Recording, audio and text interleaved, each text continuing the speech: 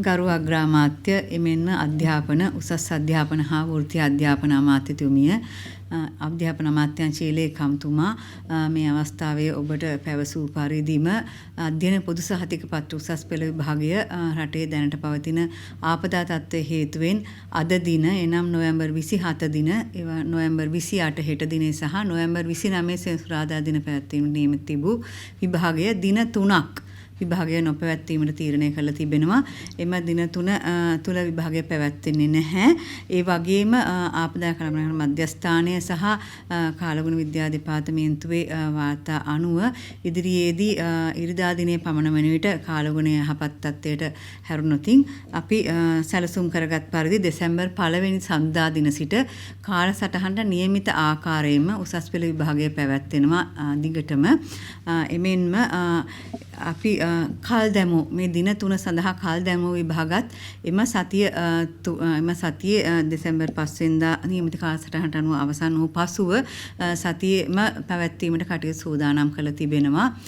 7 8 9 කියලා අපි කලින් යෝජනා කරගෙන තිබුණා. නිශ්චිතවම දින ඔබට ඉදිරියේ දැනුම් දීමට අපි සූදානම්ව සිටින ඒ අනුව සංශෝධිත කාලසටහනත් ඔබට ඉදිරිපත් කරලා අද හෙට සහ අනිද්දා දිනේ කල් දැමූ විභාගත් එම සතිය තුළම පැවැත්වීමට තමයි සූදානම් කරගෙන ඉන්නේ.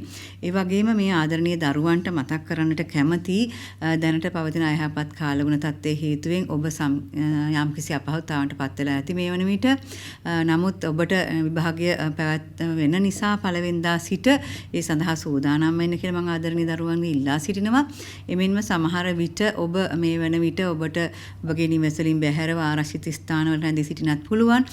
එසේ වුණත් ඔබ විශේෂයෙන්ම මතක තිබා ගන්න ඕන ඔබගේ ජාතික හැඳුනුම්පත් ඒ වගේම ඔබට පාඩම් කිරීමට අවශ්‍ය පොත්පත් ආරක්ෂිතව තබා ගන්න.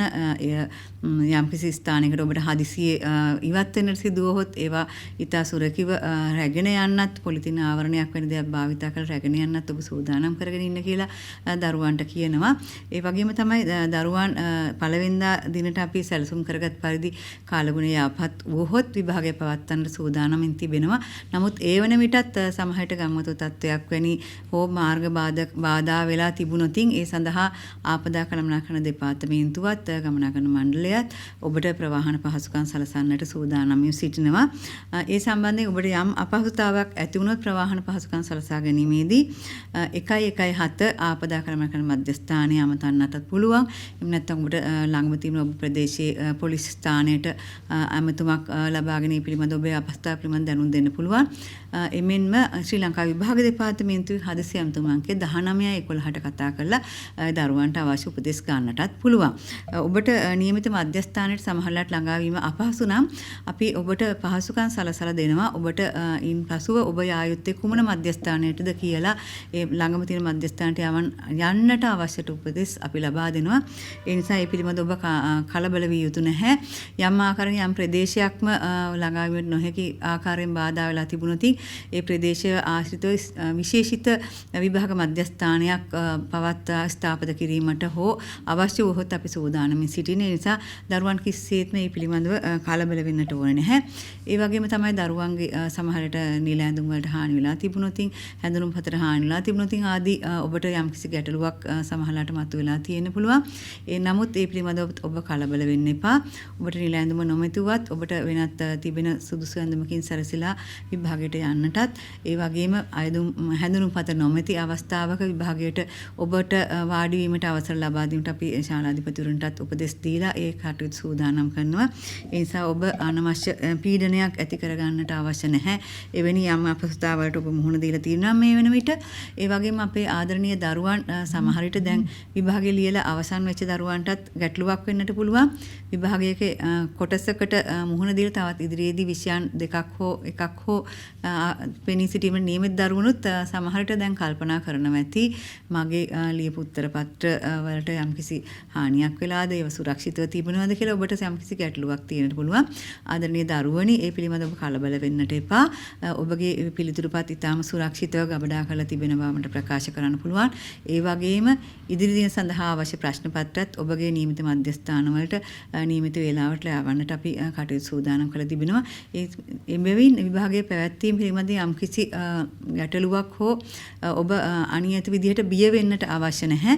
ඔබට කරන්න තියෙන ඔබට දැනට තිබෙන පහසුකම් යටතේ නියමිත පරිදි විභාගයට සූදානම් වෙන්න. විභාගයේ පැවැත්වීමේදී යම්කිසි ගැටලුවක් ඔබට තිබේ නම් ඒ හැම අවස්ථාවකම එයට විසඳුම් ලබා දීමට ශ්‍රී ලංකා විභාග දෙපාර්තමේන්තුව සූදානම්ව සිටින බව මගේ ආදරණීය දරුවන්ට මතක් කරන්නට ඕනේ.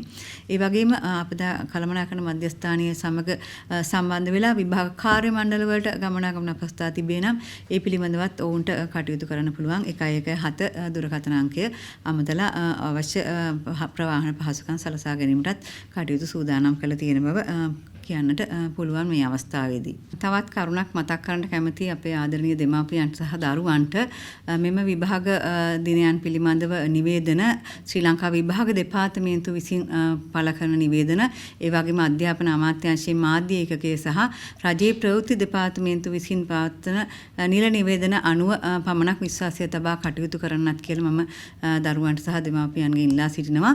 ඒ වගේම විශේෂ නිවේදනයක් නිකුත් කරන්න තිබෙනවා ශ්‍රී ලංකා විභාග දෙපාර්තමේන්තුව මගින් මෙම මාස 29 සහ 30 සතියන්තයේ දින පවත්වන අනිකුත් විභාග දෙකක් සම්බන්ධයෙන් රෙජිස්ට්‍රාර් ජෙනරාල් දෙපාර්තමේන්තුවේ රෙජිස්ට්‍රාර් සේවයේ එක පන්තියේ 3 ශ්‍රේණියට සීමිත ධාරා වර්තය බඳවා ගැනීමේ තරඟ විභාගය 2025. මේ විභාගය 29 වෙනි සෙනසුරාදා දින තමයි පැවැත්වීමට නියමිතව තිබුණේ. එම විභාගය මේ අයහපත් කාලගුණ තත්ත්වයේ හේතුවෙන් කල් දැමීමට සිදු වෙලා තිබෙනවා.